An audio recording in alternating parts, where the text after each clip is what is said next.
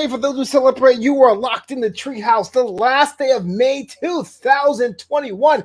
You are locked onto, dare I say, the 2021 Golden Knicks Award winning Wassup Flobo After Hours. I'm your host, man, having time in his life. But you know what? I got to say, thank you so much for checking out the show live on Facebook, on YouTube, on Twitter, and on Twitch. And if you're not Twitch, hit me a follow, man. I need them follows. And well, before I get to our special guest this evening, two quick announcements. This show is brought to you by the members of our Patreon. We call them the Boisterous Crew.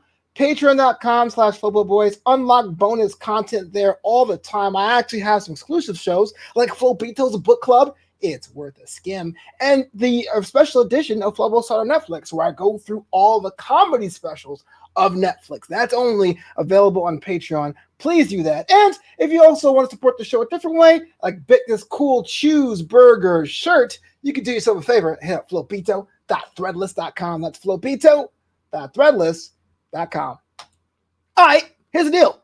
My guest this evening does it all, man. An inspiration in real life, in digital space. He's moving, he's shaking, he's watching wrestling content, he's talking about wrestling content, he's making music content, and he holds down a JOBIRL. Please welcome the co-host of Draped in Gold in the Everything Tournament and the proprietor of the Anytime Radio Show, Jack Farmer. Flobo, Boyce, man, so much I want to respond to. First off, let's just say that intro was amazing. And I'm not talking about all the amazing things you said about myself. I'm talking about Flobito. That was so well done. I love that. How come Draped in Gold doesn't have that kind of production value? Well, the budget is all Monday nights, you know. Josh Alonso, what up, baby? And we got JLJ Media, Kirsten, Haywood, Vaughn. We're having a good old time already. Jack Farmer, let's cut to the chase. How's life? How's the world treating you, man? It's amazing. It's busy. It's frantic. It's hectic, but I wouldn't have it any other way. I absolutely miss these days, Flobo, where they're just packed with things to do and places to go, people to talk to. As we've said before, with the pandemic kind of coming to an end, it's this pre-pandemic life and post-pandemic life all coming together and making things work. I'm busy. I don't sleep as much as I used to, but I'm happy, man. So much stuff is going on. Yeah, I gotta be honest with you. You're doing a lot of stuff, and I do feel it too. The whole like, what am I doing? There's so many things. Like Saturdays used to be, what are we doing today? It's not everything shut down. Not everything is like encroaching on weekends and all that. Give a shout out to Dylan Matthews, who's already asking about Double or Nothing. I'm sure you saw it. I did. Thoughts about that real quick? Yeah, there was a lot of thoughts. I chatted about them on Wrestling Inc. I thought it was an amazing show. It was a long show. I'll say it was a very long show. But it was a fantastic show. It really felt like this was almost like a coming out party for AEW in the sense of having the fans back. It felt a little bit like they knew they had fans back before the other network TV wrestling programs did, and they wanted to flex a little bit and just go all day, all night, and have a big show. And I really think just about everything delivered. Yeah, everything delivered.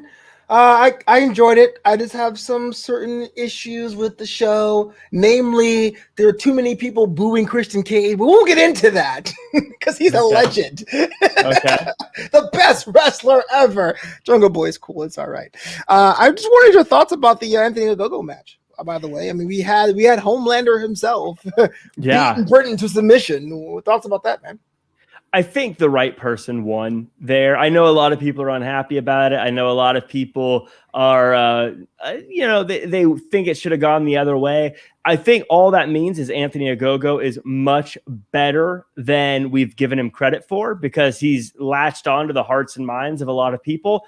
But come on, man, it's Memorial Day. You have an American guy. And beyond all that, the idea that some dude is going to stroll in and in his second match beat Cody Rhodes, like, think it through a little bit. I know everyone wants to hotshot everyone else, but that's how you get to this world where certain people don't matter anymore. And it's that 50-50 win-loss thing. Cody should have won in every way, shape, and form, regardless of how you felt about promos building up to it or what they were representing. This is going to be one thing. I agree with you 95, 100%. But I thought if Ogogo beat the American Dream Cody Rhodes, that would open up a whole new, like, am I my dad's legacy story? Maybe I was being too bit on the ball there. So I'm glad. Yeah. I think the right person run there too. But it was a good show. Yeah, I only have one little gripe, besides the fact that people booed Christian Cage, even though Jungle Boy's a nice guy, is that if I was booked in the show, if I was a guy back there with the binder, I would have the Sheeta match end with the belt spot. Why would you have Sheeta just okay? That's just it feels pretty weak. I didn't like it. I didn't like it at all, man. You didn't like end with the what spot? The belt spot when Reba had the belt on the ring, like you put her there, but then you go on and you have her like basically submit to one of the weakest lockjaws I've seen in a while. Yeah. It's like it's like but that's very small guy.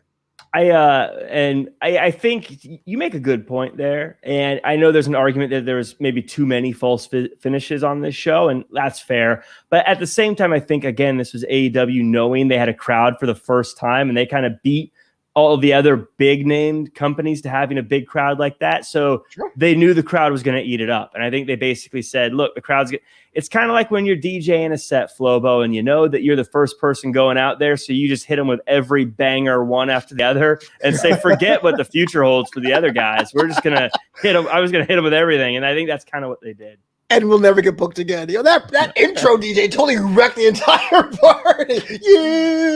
Yeah. Oh man. To show you how old I am. I remember when I first started DJing, it was like sacrilege just to put Uptown Funk your first 20 minutes. Like you save Uptown Funk, bro. Yeah. I was like, oh God, that song. Yeah, it used to be a last 45-minute song. Now it's like whatever. Just use it. Whatever. All right. Well, enough of that chit chat, pitter patter, Jack Farmer. We actually, technically speaking, this will be the longest game ever on What's Up Flobo After Hours, the entire duration of this show. So it's really up to you, right? So once we're done, we are done. Over the past week, was so excited to have you on the show. I reached out to some of your friends, which I won't name here, and said, let me know if there's any questions you ever want to ask Jack Farmer, but just too afraid or too embarrassed to ask. And well, I got some doozies, and some of them are kind of offensive, but it's going to be a lot of fun. And Jack, you can always pass on it, but you won't because you won't be a wuss, would you?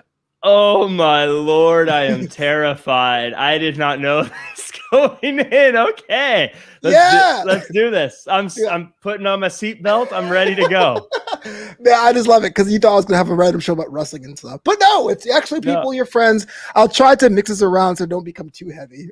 But you can always pass as I sweat in my apartment. It's like 95 degrees here. But all right, let's start nice and simple.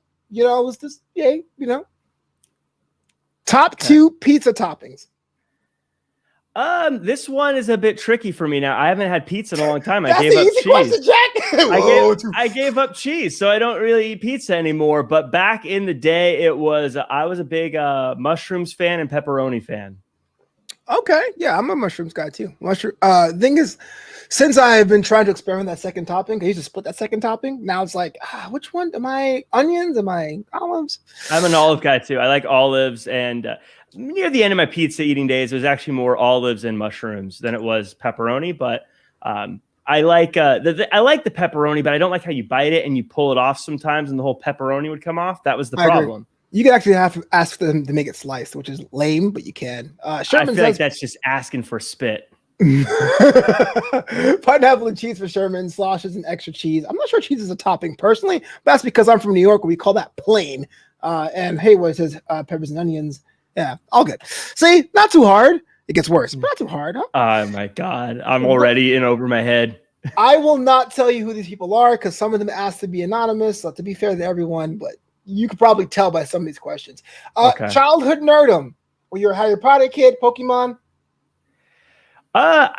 It's weird because when I was a kid, being into video games was considered very nerdy, and I was always a big video game fan. I don't think that really counts, though.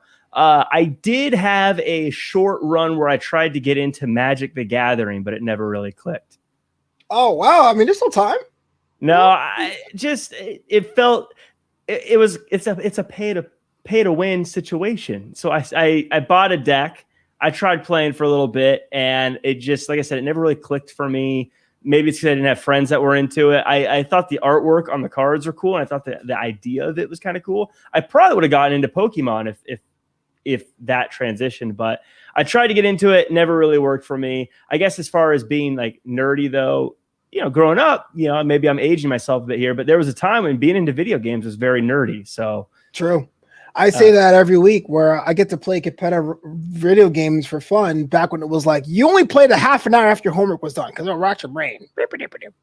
Yeah.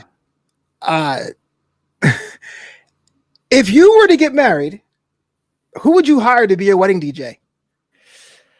Oh, this is always such a tough one. And as a wedding DJ, I know I've had that, because here's the tricky thing about hiring a wedding DJ when all your friends are wedding DJs is you want them to be guests. So I look at you, Flobo. I'd love to have you as my wedding DJ, but I want you to be a guest at the wedding. I don't want you to be a DJ. I want someone else doing that. And so it's always kind of just rotated through my brain who that would be. And I don't know if I have a really good answer. I'm not trying to take take the easy way out, if that makes sense. Because there's different aspects of different people. I will say there's something about between us, a guy named Joe Pera. I like Joe Pera's style. Oh yeah, dude, yeah. If you guys know who Joe Pera is, you should. Not the comedian Joe Pera, Joey Pera was a DJ here in Southern California. Joe Pera is a touring comic. Yeah, Joe Pera's a guy who, and look, he's not world famous, so I don't expect people to know who he is, but he's one of these guys that will just play songs that if anyone else played it, it would bomb. But for some reason, when he plays it, it kills. And I don't know why. I don't know why it works that way, but he's also a great MC. He's a good hype man, so it'd be fun to have him there. But he's the guy who I always go to karaoke for. He's a karaoke DJ as well, and he crushes it there too. So probably him. I got a Joey Pera story. So I was booked to do like a celebration of life event. So I didn't really know how to approach it. Do you go like the Irish way, being like, let's party because he's dead, or do you do the whole somber thing? So I was like, hey, Joey, what should I play as a Mick? He goes, oh man, you got to play Sir Duke. And if you guys know the song Sir Duke, it's I'm like, somebody's dead, Joey, and it killed. Right. It totally worked. Oh my god. Yeah, he has like a sixth sense. It's weird how he just knows. And funny enough, he's one of the guys that originally trained me. And I remember I was DJing an event. I was DJing for the NFL at the NFL studios, and he was, and I was there kind of helping out.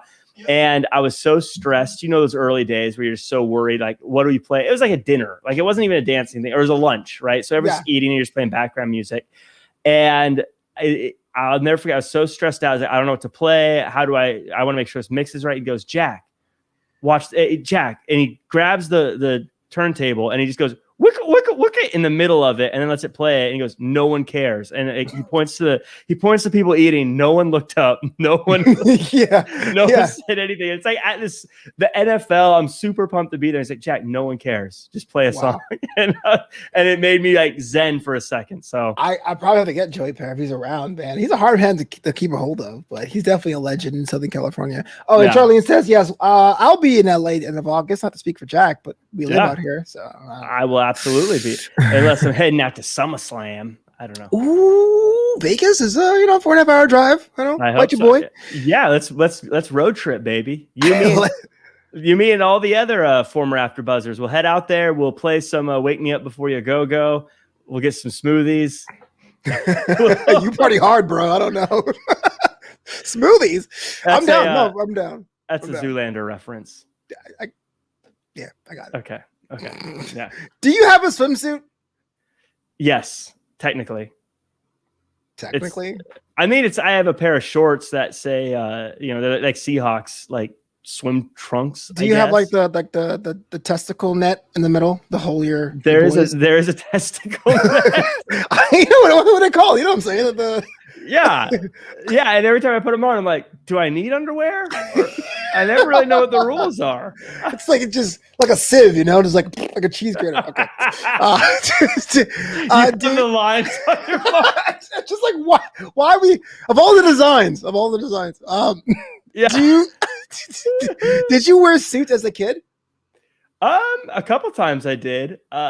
I have a few suits, pictures of me in suits from when I was younger. Didn't wear them as much as I do now, though. Funny enough, I never figured I'd wear suits this much growing up, but here I am. I actually, when I first started wearing suits a lot, I got a job at Wells Fargo as a bank, and one of my mentors at the time, someone who I learned a lot from, I was in training, right? I wasn't even in front of customers. And my boss, Casey Kolinsky was his name, a mentor of mine.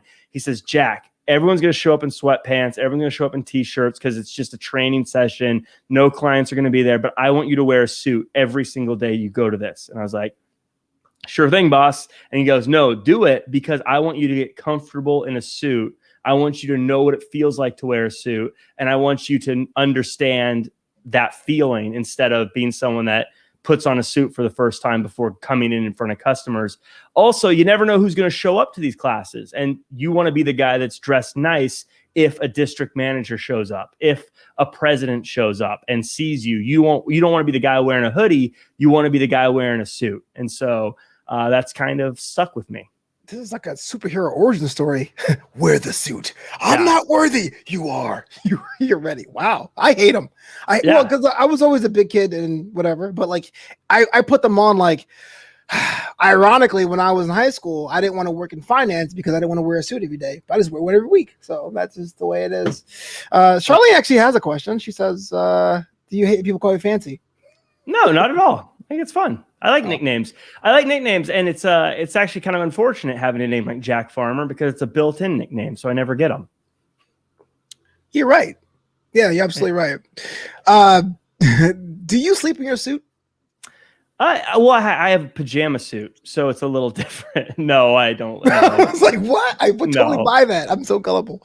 No, just to get used to where these are all going. I'm a sleep in my underwear kind of guy. Classic. Yeah. You don't have to make this. Envision it. I'm still on testicle nets. Who is your best friend? It's interesting. I've never been a best friend guy. I don't really know I don't really have a best friend. I feel fortunate that I have a lot of really good friends.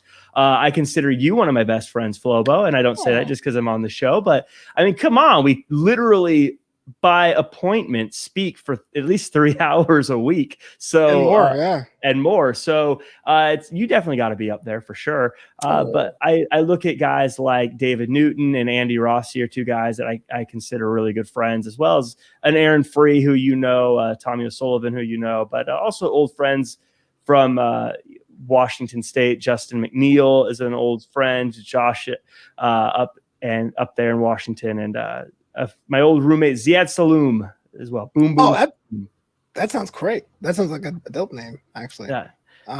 Charlene, I do not know how to. It's actually on my bucket list. I think Jack does. Right? I have. You got it. I gotta watch a tutorial before I can do it, but I've done it a few times. But you definitely. I couldn't do it right now. I won't go into that. Evan Mack's a good friend. Come on. I named a bunch of people. I'm trying to not name every person I know. Come on. When Evan finds out, man, it'll take him 2 weeks to get this, but when he finds out, woo boy. Evan, you're one of my best friends as well. No, Evan is a great friend of mine. Come on. We chat almost every week whenever there's an everything tournament. Mm-hmm. We always have a bunch of laughs, and I owe him a great debt for helping me develop as a host. So he's a great guy. Yeah. Evan Max to go. Yeah. This is going to be weird because I know you, but when you getting married? When? I don't know. I don't know.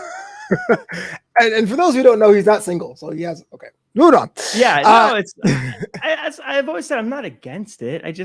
I'll be honest, I don't feel like it.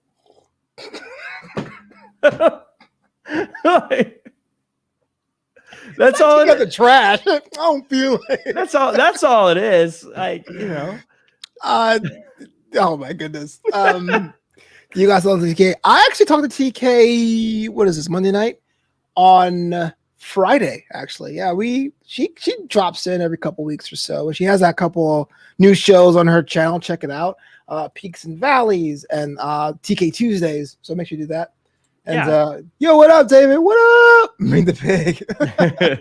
Damn. Hey, what's wrong? Is calling all the people you have any interaction with. I'm not going to list off every single. Let me pull up my Twitter following list here, and I'll just read everybody on there. It's too late now, man. Emily May's adorable, Sermon. Don't worry about it. I have to get her back on the show, but she had moved to Texas, so the show airs at midnight when her local time. So I try not to wake her up if need be. But she's always welcome on this show or on Flobo on Netflix, where she's become like a regular guest. Yeah. All right. I see Emily very regularly for Championship Wrestling from Hollywood as well. And I don't get to chat with TK quite as often. I think we're just two busy people that don't really have, passing ships in the night. Whatever happened to the Weasel guy? There was a Weasel guy? The Weasel guy? This is like some cryptid just walking around the studio. I'm just thrilled. I'm apparently not the Weasel guy. Oh, yeah, man. You've earned it. Jack and the Weasel. If both pay the same and have the same amount of travel and TV time, would you rather be a backstage interviewer on Raw or Dynamite?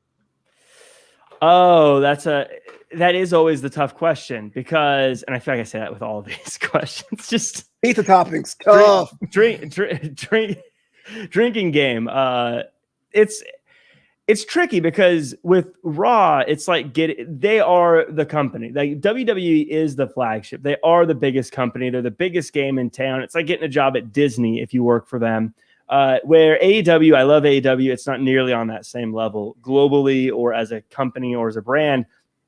But if everything's the same, and I'm assuming that that's what I'm going to be doing forever, at least from the outside looking in, and I don't have any insight to what it's like backstage, AEW feels a little bit more fun.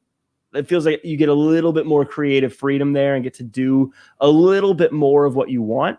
So I think I'd rather go the AEW route if it's just to be a backstage interviewer at AEW, because I think it'd give me more opportunities to branch out, where I think with WWE, you see they've had a lot of backstage interviewers who are there. Sometimes you see them a lot on TV, sometimes you don't, and then sometimes they disappear and sometimes they don't. But I think right now it's AEW would seem like a more fun place to work. Outsider looking in. We all love fun. Well, that was a difficult question. I would not have answered that one myself, but yeah. Right. Are you really that nice? No, I'm actually a terrible jerk. Yeah, he's up there pretty much. You guys watch Draped in Gold, drapedingold.com every Thursday? He's totally a jerk to me. What are you doing? Yeah. I mean, I'm not a jerk. I don't know. I guess I'm a normal person. Maybe a little bit. kind of a diet jerk, Sometimes I can be a pretty big jerk, but for the most part, I think I'm a decent person. Nah, Jack, I'm not a jerk at all. At least it's to me. He's on my face. He's probably talking shit about me. Yeah, I do. Constantly. Yeah. You're my best friend. This right. Is there anyone you've worked with in the past you have enough heat with that you'd be okay with burying publicly? My follow-up. No. Not anyone I would. You are that nice. You lied to me. No, honestly, like, I guess I'm very, like, if I'm not gelling with someone, then I just move. Like, I don't deal with them anymore.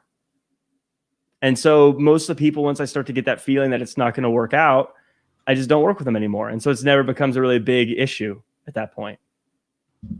And I feel like it just makes everyone look bad when you bury people publicly. I'll just put my promos aside then. Who's yours?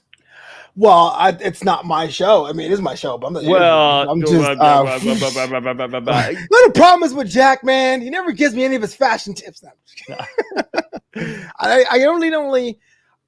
I'm not that person. Not to be like I'm nice, but like I'm the kind of person that just goes, "Oh, that's the way you are. I'm just going to opt out." So it's kind of even less healthy if you think about it. You should have some sort of discourse if someone's being weird. I'm just kind of like, because we're all at the age now, you're pretty much set in your ways. You're not going to change. So. Well, there's a difference between not wanting to talk with someone you disagree with and not working with someone who you don't work well with. Yeah. There are people I don't work well with that I don't work with, but I have no hard feelings against them. I don't like hate them or wish them ill will. It's like, oh, we're not a good fit. There have been people who have, I guess, wronged me in the past, but whatever. It's the past. I've moved on and I've learned my lesson. I'm not working with them anymore. It was dope though. This is a very old school classic question, but what is your favorite curse word? I would say the one I say the most is probably shit. Like shit. That's what I do the most. That doesn't count. Charlene says, Does it not you know count? you guys have shit on Heel Jim. No, Heel Jim's an adorable. He's a doll. I would never. There's people I would shit on from AfterBuzz, but not Heel Jim. No. Jim's a great person, straight up. He's been nothing but good to me. He's been helpful to me in every way, shape, and form. He's opinionated, but he's a good guy through and through. Yeah. Yeah. JLJ's, I guess there's a shit squad going on in the chat. I thought shit didn't count because they say shit on TV. They say it on Dynamite. So, well, yeah. Well, in the 90s, bitching was a word you would say when things were cool 30 years ago. So I don't really count that as a curse either, but apparently people get really offended. So. There's only like 3 curse words then. I mean, you can get really. Well, okay, what's yours? It's not on. I'm not on trial here. It's just what's a little bit after I asked the questions, man, that people submitted to me. I don't really. Okay. No, it's motherfucker. I love it. Or I'll say motherfucker. MUHFUGGA. Oh, I mean that's still the king of all curse words for sure. I just don't actually say it that often. But that's how it is. Growing up, it was like, look over here and mess me up. And I've lost my clean tag on this episode. Thanks. When I was younger, for sure. But when I was younger, I'd say it just to say it. But now I think, like, if David. Like, if I got a visceral, just actual reaction to something, like, I would probably say shit more than I say anything else. All right. Who would your dream interview be? And what would be the first question? Dream interview. I don't know if I have like I guess like a real, I guess if I could ask, because I feel like the bigger names of who I'd want to interview always make me think all my questions would be answered with some fake answer, right? Like, like I'd love to interview a president, any of them, to be honest, but I know any of my questions would get just a political non-answer to anything I ask. So then I think, well, that wouldn't be really a fun interview. So I don't really know who I would pick. I don't really have a good answer there. I mean, you're a broadcaster, man. Gotta have the hit list at some point. Gotta be like, yeah, I guess like, I guess it would be someone like as silly as it sounds, like a Ryan Seacrest or something, and pick it maybe less about an interview and more about picking his brain on how he became so successful doing the same thing as basically what we do, but he's at another level. Like, what were the things that set him apart? What were the things that he did differently, and not just work hard, but like, how did he do it? What's advice he has? Stuff like that would be what I'd be interested in. When deciding to cover AEW Dynamite on AfterBuzz TV from day one, was that decision purely about how much you like the product so far, or was there a certain career motivation to bet on the unknown? It was 100% a career motivation to bet on the unknown. So this is basically what happened. Is I was at AfterBuzz and I was a panelist on Raw and NXT, and those were great and I enjoyed it, but when you're in that situation, the goal is always to be the moderator, to be the lead host, as Evan would say, sit in the catbird seat. Catbird seat. And just being smart and looking around, I knew that I wasn't going to get there anytime soon because there was a list of people ahead of me. So the old blue ocean strategy has become famous from Nintendo. Instead of waiting for the red ocean to clear up and get my own spot, I said, I'm gonna find a new spot and make a new show. And with AEW Dynamite getting some steam going and AEW building up some momentum, I said, hey, I want to be the host of this show. And I pushed really hard for AEW Dynamite. I believe there would never have been an AEW Dynamite after show had it not been for me pushing for it really hard. And fortunately I got it. And fortunately I do love AEW. I think it's a really fun show. So it worked out. But yeah, the goal was really to give myself a place to be the moderator and to be the host and to try to create a show with, I guess, my own flavor, for lack of a word, and see if that works. But so that was literally why that show started.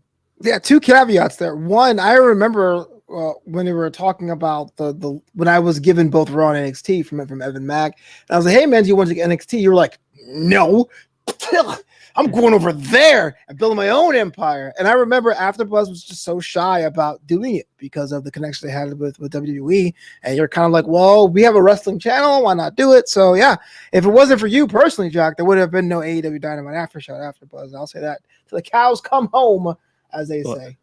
Yeah, and like I said, fortunately it worked out, and fortunately I love it, and it's fun to watch. It's a fun show to watch. It's not like a burden to get through. So I love it, and it's become a nice little niche about it, for me to have.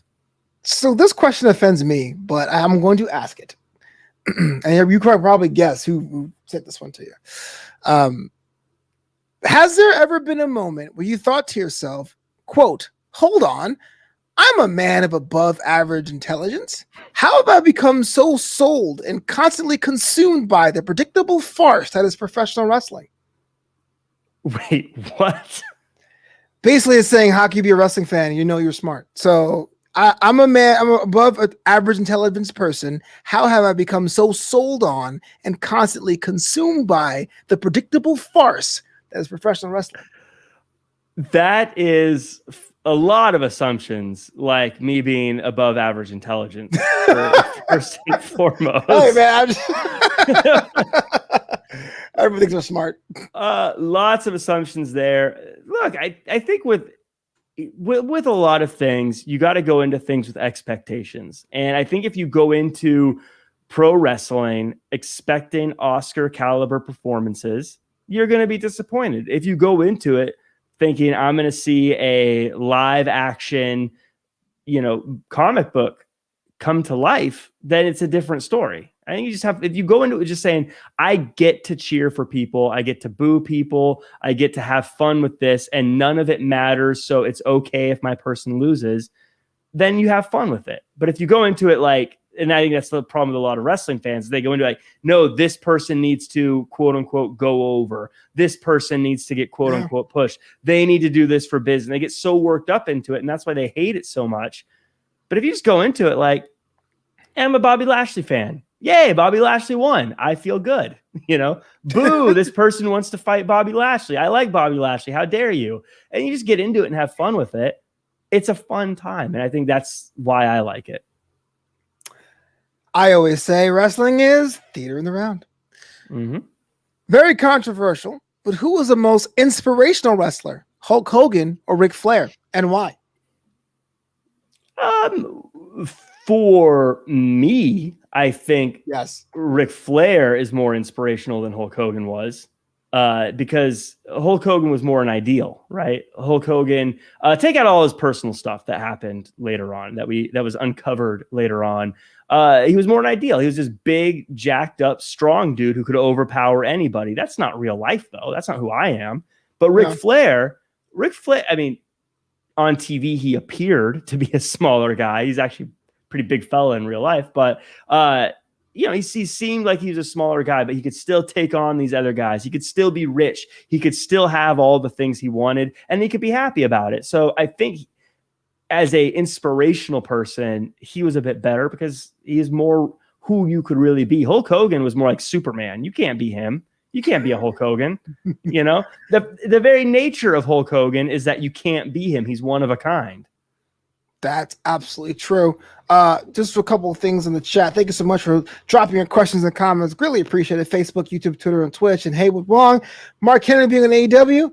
Why not? They gave him a check. Go read your books. But Charlene says, do you think it's weird how wrestlers react to winning the championship in documentaries? It seems odd sometimes when they say, when I know they knew before the match started and how it ends. Not sure how you feel about this, Jack, but that's why I say championships are not accolades. They're storytelling devices. So the idea that you can feel the company giving you the responsibility of being a top of your division is why it's emotional, personally. Yeah, it's the company saying they trust in you and they believe in you and that you're more than just a guy that's there or a girl that's just there to do work. And don't get me wrong, being someone who's just there to do work, a great spot to be in general. I can say, like, look, at Championship Wrestling from Hollywood, I'll just say anytime I get the chance to do anything on TV, I'm like, oh my God, this is my chance. This is my moment. It's a big deal. And I am not one of the most important people on that show by a long shot. Are you though? So it's like, but if someone was to say to me, Jack, we're going to hang the company on you, that's basically what being the champion is. And so that's a huge honor. It's a big, that's like a big 5-star Yelp review of what you're doing in your career. It's validation. And I think that's what it is. It's saying, look, you have climbed to the top. You're the most important person in this company right now. And I think if any other business had that, if you had, at Starbucks, if they gave a title to the very best barista at Starbucks in the whole company, yeah, people would get pretty emotional about being declared the very best in the company. And it's the same thing with being the champion. Yeah, you know how Romeo and Juliet's going to end, but if your performance gets you roses thrown on stage, you've done a good job. Yeah. This is kind of a fun one. Have you ever said a curse word in front of a senior citizen? And if so, did you apologize right away? I don't know if I have. I don't think I apologized. What up, Mark? I don't know. I don't think I apologized. If I did, I don't know if I ever have, though. I'm pretty good about not swearing outside of places where I'm allowed to. And I don't really swear that much in general, I don't think. So it doesn't really happen. It doesn't really happen that much. So I don't think I have, but not for an intentional reason. So Jack is a human being and everyone kind of curses, but Jack does it so infrequently. When he does, it's almost like hearing a teacher curse. It's like, it's really weird to say. Words are powerful, and if you save them, it's just like in pro wrestling. If you save that move for the right moment, and then you do it, everyone goes, ooh. It has been literally 20 years. 20 years, and I still remember the promo The Rock cut on Kurt Angle ahead of No Way Out 2001, where he looked him dead in the eyes. He goes, "You understand The Rock? Do you understand me?" And I was like, "Oh, he said me!" Oh, yeah. Yeah. It was weird, man. It was weird.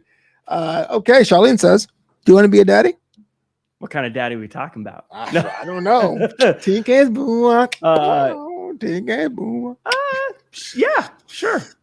I'd like it. Speaking of TK, this anonymous question asks. Speaking of TK, this is an anonymous question. When will you be using cocoa butter again? Once we get that sponsorship deal going and I start getting some free cocoa butter. What is your childhood crush? My original childhood crush was Ariel, the Little Mermaid. I think I've been pretty on board with that. Yeah, Ariel was probably my first The Little Mermaid. I can't remember. I was actually just thinking about this. Who my first, I guess, real life person with legs, yes, with legs was. I can't remember who it was now, but I would say the first one that I was like, I have a crush on her is The Little Mermaid. I did have a big crush on, this is random, but Lisa Left Eye Lopez for a while. Oh wow, okay. Jack Farmer got sold. Yeah. Dang, bro. Yeah, I was devastated when she passed away. I was like, oh. Childhood crush. I had no idea. Now I think of your higher childhood differently. It's weird. Interesting. Yeah, her and Aaliyah, by the way, both of them, and both of them were taken from me too early, Flobo. You and you alone. What's one thing you wish kids nowadays did more of? I wish that's an interesting question. I wish that they listen to my old music so that when I played it, they appreciated it more. Playing disco hits.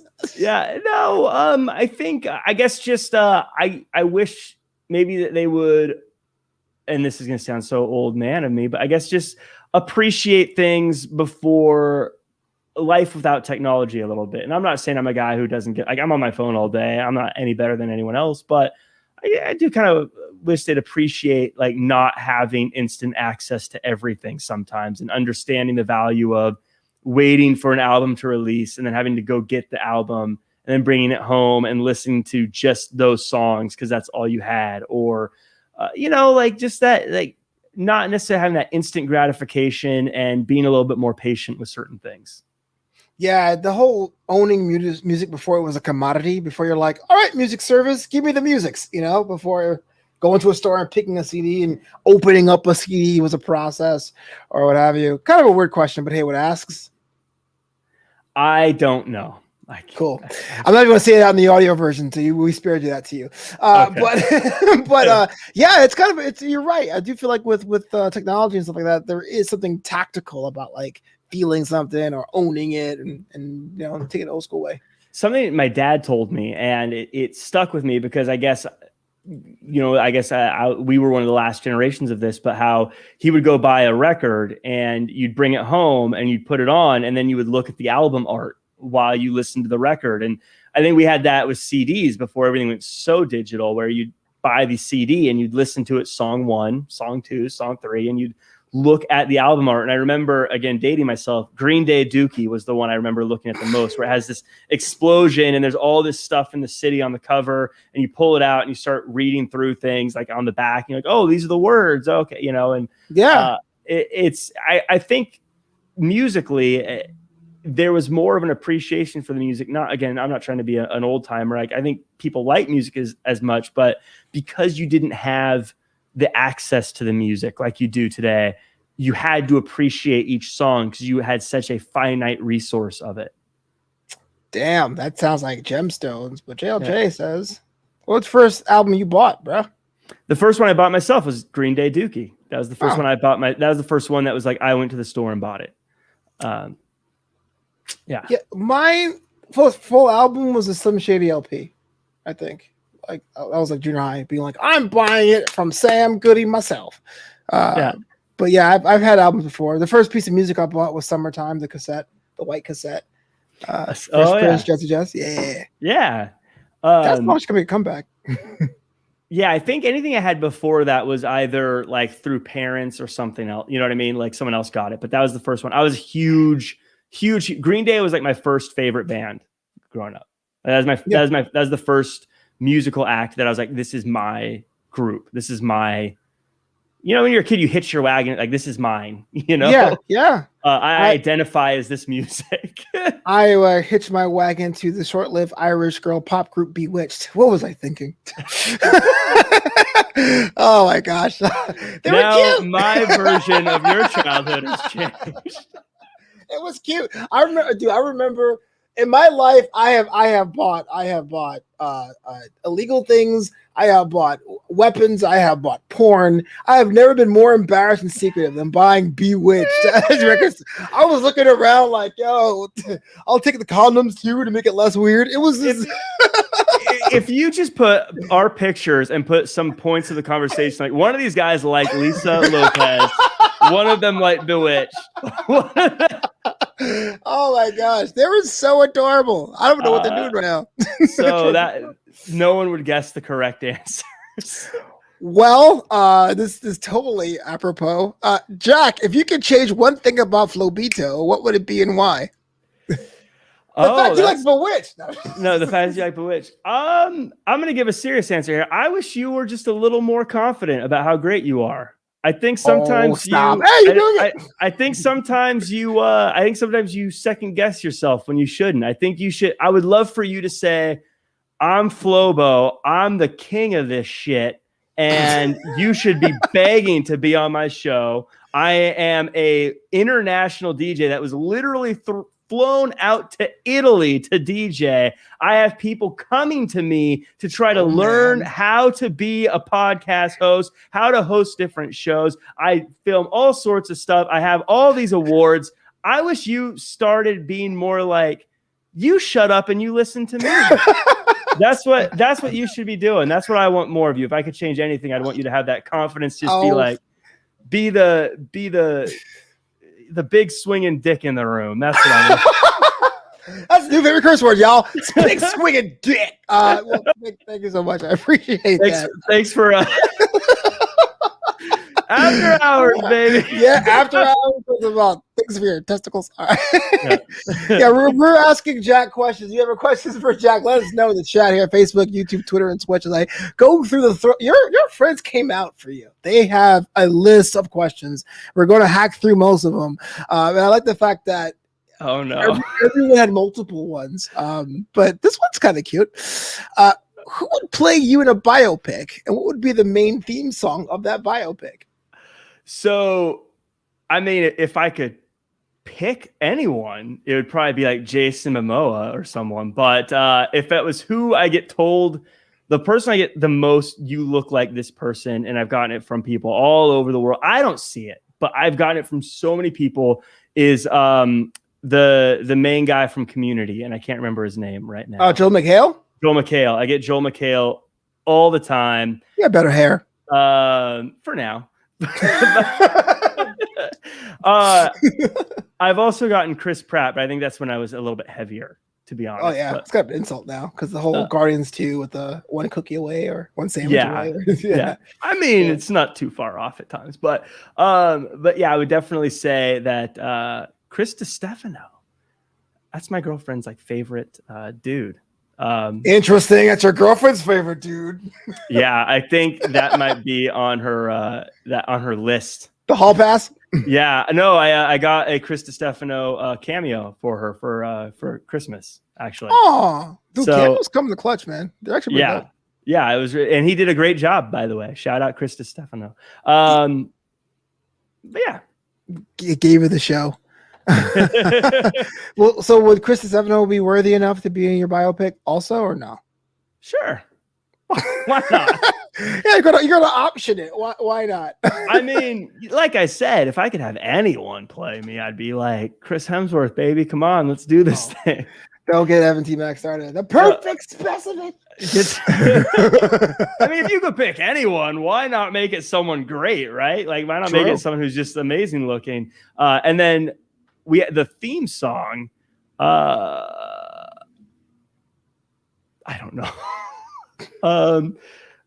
It's called Joe Pera. Sir Duke. Joe Pera. Sir Duke. Yeah. I hate myself because I'm going to think of one right after we go off the air. But for now, baby, you're the best. Aw. You got to clip this out, show your mom. She'll probably appreciate that. Yeah. Have you ever stolen anything? And if so, did you eventually return it? I have stolen many hearts, Flobo. No, Lady Killer Jack Farmer. I have stolen things. I'm not like a klepto. I don't steal all the time. One thing I do remember, and I always think about this for some reason, is when I was a very little kid at daycare, I stole a Lego from the daycare, and it was a chef's one. It was a chef's hat, and I was like, "This chef's hat's so. I want this chef's hat." And my mom, I'm never gonna get this on my own. How am I gonna come across a Lego chef's hat? So I took the Lego chef's hat. That's what I did. Now I'm sure I've taken other things I probably shouldn't have, but that's the one that always sticks out to me. Did you have to return it? No. Don't go scot-free. Wow. I'm not admitting to the crime. Come on. I don't know if you got caught in your laundry or something. Mom's like, "What's this?" No, my mom wouldn't know what Legos I had anyways. And if she did, this is actually similar to a lot of the question. Oh, this one. I like this one. This is. I hope you have an answer for this one. What is the weirdest place you have found yourself completely nude? I don't know if there's any weird place. Do it. I'm trying to think where would be that interesting. I don't think there's ever been anything anywhere that interesting, to be honest. David, you found weird as Jeff said. Now, Jack, are you holding for a friend? It looks like, Mom. No. You could take the weed, but not the chef's hat, Mom. I stole it on my own.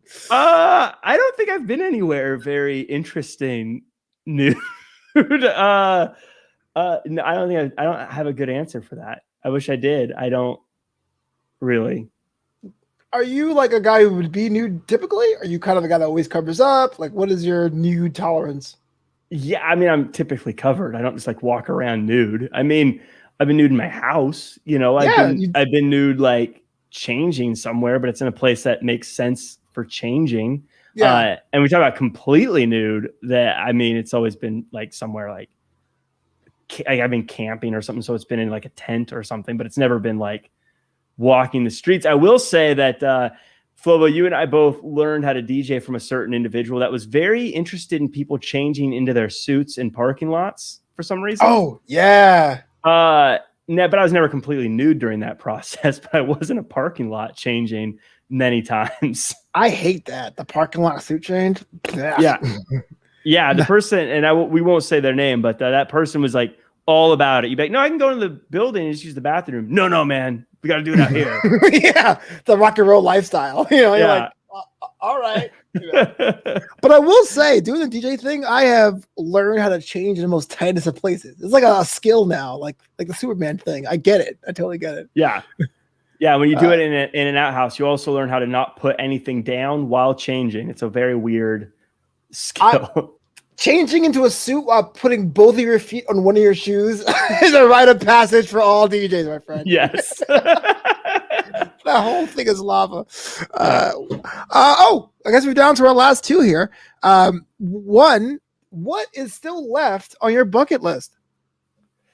So one of my big bucket list things has always been I want to host a big music festival like a Woodstock or whatever. And I've always wanted to be the guy that comes out and, it's just like, I remember I saw Ryan Seacrest it was Wango Tango here in Southern California. I don't know because it's like iHeartRadio does it. So I don't know if they do it in every town across the US or whatever, but they do it in LA every year. And it's one of those things where it's a radio station. So they have all these different, big stars there. And he comes out every now and again and is like, that was great. Let's hear for Jason Derulo. Yay. And she's like, next we have all the way off of his big tour. Let's hear for Kanye West. Woo! And Kanye West comes out and he just kind of pumps the crowd up. And I always thought that'd be so fun to be out there and just basically, I just want to find jobs where I get to go to places I want to be in anyways. And I would pay to be, but then say a few things into a microphone and get paid instead. As opposed to your job, you do that now, where you go to places and say things on the microphone and get paid? That's basically, that's why I'm a DJ, is I get to go to these beautiful places and have amazing meals, and I get to party, and I get paid for it, instead of having to sneak in like I used to. It's funny because like as wrestling fans are watching like WWE draw all the promotions. We're going live, 25 city tour or whatever. And props to them. But I have been fortunate enough to see Jack Farmer live in many different cities. And it is an experience and a half. You got to see how he gets the crowd's attention, his hand movements, the training aspect of it. Jack Farmer live is going to be the next biggest show next to Cirque du Soleil. Guarantee it. Oh, it's true. I'm not even lying. And finally here, you've done it all, man. You've worked in real corporate American space. You're an entrepreneur. You are a DJ. You are doing the hosting thing with the wrestling. You are doing the evolution of movies. You're doing championship wrestling from Hollywood presented by Car Shield, the Everything Tournament, Tip Top Hip Hop 2, and still rising a profile as one of the most entertaining entertainment professionals in the region. My goodness, Jack, what is left to accomplish professionally?